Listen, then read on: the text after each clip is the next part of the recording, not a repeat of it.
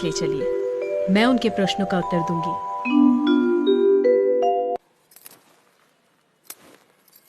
राजन, मैं प्रमाण देने के लिए तैयार हूँ, पर उससे पहले मैं कुछ चाहती हूँ। क्या चाहिए?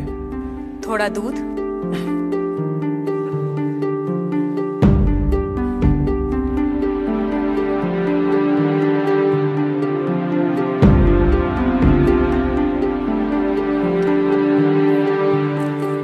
राजन, इस पात्र में आपको क्या दिखाई दे रहा है? दूध? क्या दूध के अलावा कुछ और दिखाई दे रहा है? नहीं। पर मुझे तो मक्खन भी दिखाई दे रहा है। क्या आपको मक्खन दिखाई दे रहा है?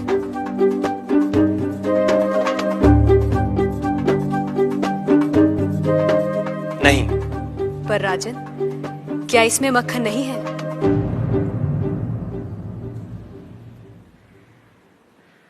है। जैसे दूध के कण कण में मक्खन है, मक्खन के कण कण में घी है, वैसे ही ईश्वर सृष्टि के कण कण में भिन्न भिन्न रूपों में है, जो है पर दिखाई नहीं देता। जैसे दूध से मक्खन पाने के लिए उसे मथना जरूरी है, उसी तरह वेदांत के श्रवण, वेदांत का मनन और उसके निहितार्थ पर निरंतर ध्यान के द्वारा ही ईश्वर का अनुभव किया जा सकता है। राजन, क्या आपके पहले प्रश्न का उत्तर आपको मिल गया? मैं मान लेता हूं, पर वो किसे देख रहा है? किस ओर देख रहा है? क्या मुझे एक जलती हुई मोमबत्ती मिल सकती है? राजन, ये रहा आपके दूसरे प्रश्न का उत्तर। प्रकाश की ये लौ कहां देख रही है? किसे देख रही है? ये सभी को देख रही है। सभी और देख रही है। राजन, जिस तरह इस मोमबत्ती का प्रकाश चारों ओर फैला हुआ है, उसी तरह ईश्वर की चेतना चारों ओर फैली हुई है, और उसी चेतना के कारण हम चलते हैं, बोलते हैं और सुनते हैं। जैसे ये प्रकाश सभी ओर देख रहा है, वैसे ही ईश्वर सभी ओर देख रहा है।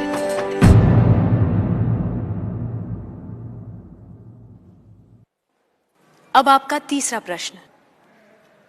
वो इस समय क्या कर रहा है? राजन, इस समय मैं आपके प्रश्नों का उत्तर दे रही हूं, इसलिए मैं तुम्हारी गुरु हूं और तुम मेरे शिष्य। पर मैं खड़ी हूं और तुम बैठे हो। यदि अपने प्रश्न का उत्तर चाहते हो तो तुम्हें मुझे अपना आसन देना होगा।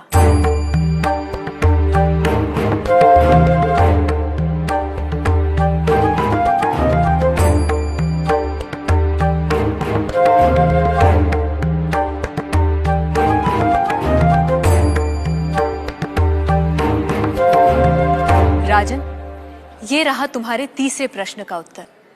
कुछ देर पहले आप सारे मंदिरों से मूर्तियां हटवाने का विचार कर रहे थे। इस समय आप ईश्वर के बारे में फिर से विचार करने लगे हैं।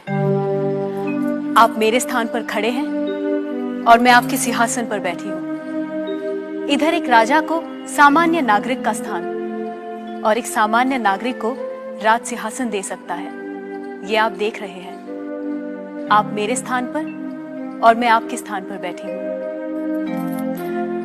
ईश्वर इस समय ये करवा रहा है, उस अनंत और असीमित शक्तियों के स्वामी, जिसने ये सुंदर, अद्भुत, विस्मयकारी और महान संसार रचा है, जिसमें सूर्य, चंद्र, तारे, ग्रह, नक्षत्र अपने अपने स्थान पर स्थिर और गतिमान है, जिसके कण कण में एक व्यवस्था है।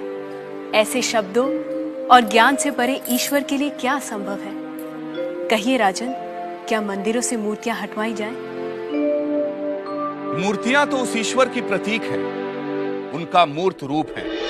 वह सर्वज्ञ, सर्वशक्तिमान, सर्वव्यापी ईश्वर सर्वत्र है। किसी ने उसको पत्थर में पाया, किसी ने पेड़ों में, किसी ने शब्दों के माध्यम से, तो किसी ने प्रार्थना करके।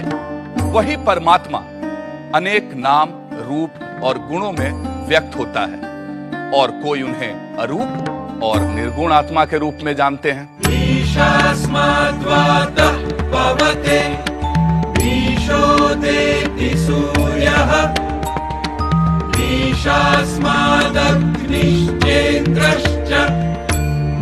मृत्युर्धावति पञ्चम इति